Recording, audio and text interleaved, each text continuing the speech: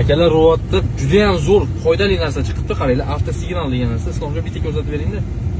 Bo'p, kirasiz. Masalan, o'zimning mashinamning nomini yozaman. 40 49 bo'lib qoldi. 40 F 666 KB. Xabar borish. Masalan, qanaqa hozir любой mashina nomerini tersiz bo'ladi. Любой mashina nomerini tersiz bo'ladi. Mashinangiz xalaqit qilyapti. Masalan. Demak, qaranglar.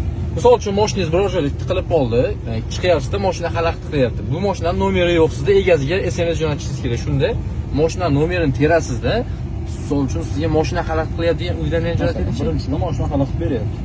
Xabar yuborish qilamiz, turgan joyimiz. Одноклетмani yozamiz. Qaysi местоположениesiga yozamiz? Местоположениesiga ko'rsatib ketdi. Jo'nataylikchi.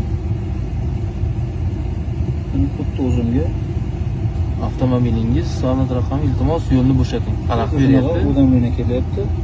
Qachon turganligi to'g'risida ma'lumotlargacha bor. Вообще zo'r narsa. Misol uchun foydali narsa. 16:59 bugungi sana. Akalar, menimcha juda ham foydali narsa. Misol uchun mashina xalaqit berayotgan bo'lsa, egasi nomeri yo'q bo'lsa, ro'yxatga kirasizda avtosignal degan funksiyaga kirib turib, sirasiz jo'natsangiz bo'ladi. Men o'zimga ham jo'natib ko'rib, haqiqatdan ishlayapti. Respekt. Zo'r.